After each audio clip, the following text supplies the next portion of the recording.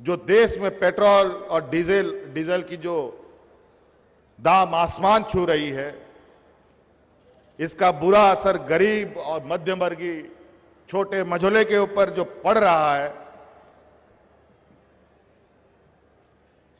और जो बड़ी बड़ी मोटर कारों में घूम रहा है उसकी तो चिंता नहीं है, उसको तो खैर 150 रुपया जेब से निकल भी गया तो कोई फर्क नहीं पड़ता। लेकिन जो छोटे छोटे हैं, जो स्कूल कॉलेज है, ग्रामीण क्षेत्र के जो लोग हैं, जो मोटरसाइकिल में भी आप पेट्रोल में आधा पेट्रोल आधा किरासन तेल डाल के चलाते हैं, और नतीजा कुछ दिन के बाद गाड़ी खत्म होने के कगार पे आ जाती है। इसलिए हमने ये निर्णय लिया है कि लोग को इस समस्या से निजात दिलाने के लिए मोटरसाइकिल पेट्रोल पर गरीब, मजदूर, मध्यवर्गीय लोग इनको अब 25 रुपया प्रति लीटर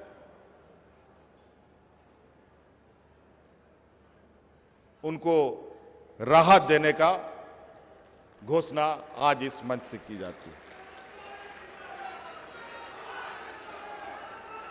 अब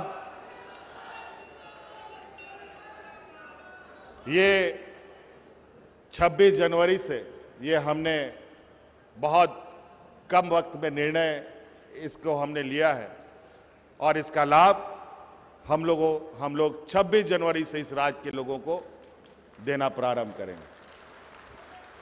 हमारे पारा शिक्षकों का जो 20 सालों से मांगे इनकी चली आ रही थी कि 60 वर्ष तक की नौकरी, वो भी पक्का हो गया। 50% का वेतन वृद्धि, ये भी आपकी मानी जाएगी। अनुकंपा पर आपकी नौकरी, ये भी हम आपके साथ हैं। जो आपकी सरकारी अवकाश की बात है, वो भी हम आपके साथ हैं। ऐसे कई चीजें, आप विश्वास रखें, ये सरकार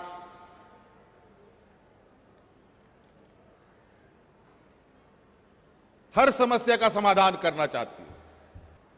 इसलिए हम जितने भी अनुबंध कर्मी हमारे राज्य में हैं, आंगनबाड़ी, नर्स वगैरह बहुत सारे अनुबंध कर्मी लोग हैं जो अपनी मांगों को लेकर सड़कों पर समय समय पर आते हैं। हमें आपकी बात का संज्ञान है, आप चिंता ना करें। सड़कों पर उतरने से समस्या समाधान नहीं होगा, वार्ता करने से समस्या का समाधान होगा। आप हमारे पास आइए, आपके साथ सरकार वार्ता करने के लिए तैयार है और आपकी समस्या का समाधान करने के लिए भी तैयार है। जो विपक्ष के सहयोगी हैं,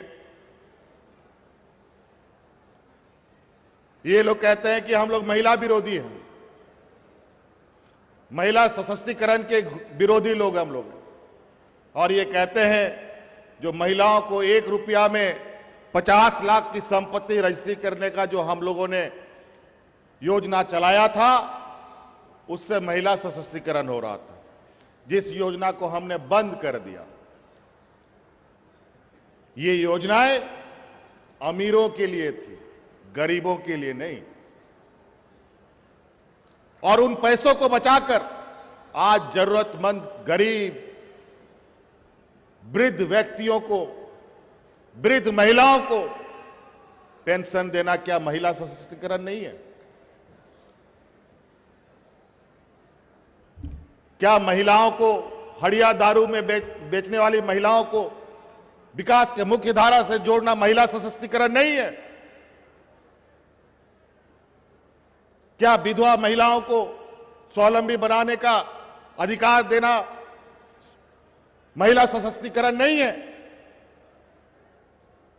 ये फिजूल खर्ची चीजों को हमने बंद करते हुए उन लोगों तक उन योजनाओं को पहुंचाया है जिनको सबसे अधिक जरूरत है। आज ऐसे भी गरीब यहां रहे जिनको 2 वक्त का अनाज भी ठीक से नहीं मिलता था। आज ऐसे भी यहां पर परिवार के लोग रहे जिनको एक साधारण सा पैरासिटामोल की दवाई खरीदने की पैसे उनके पास नहीं रहे।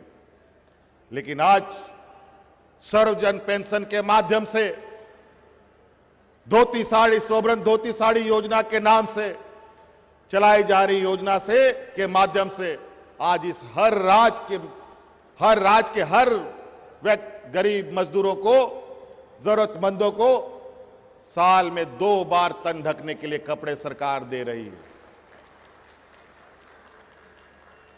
राशन कार्ड भारत सरकार के अनुकंपा के आधार पर आपको एक सीमित राशन कार्ड बांटने हैं।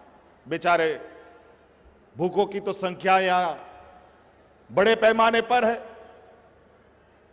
एक गांव में 1, 2, 4 राशन कार्ड आपको मिलेगा और बाकी गांव बेचारा टुकुर टुकुर देखता रहे। पेंशन भी वही हाल, एक पंचायत में 5 लोग, 2 लोग, 1 लोग को पेंशन मिलता था। वृद्धा पेंशन उसी तरीके से, दिव्यांग को भी वही हाल, किसी गांव में मिला, किसी को नहीं मिला, भटकते रहो।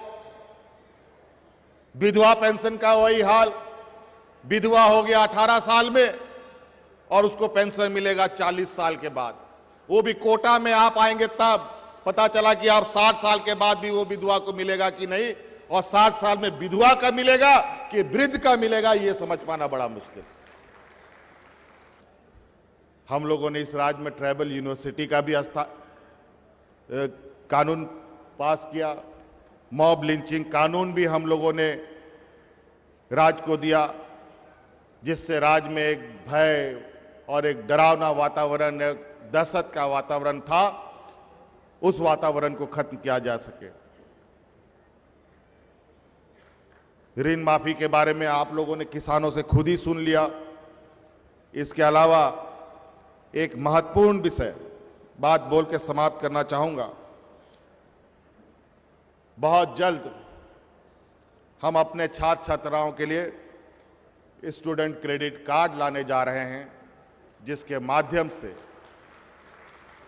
आने वाले हमारे होनहार छात्रों को आगे बढ़ने में आसानी होगी। TheFollowUp.in.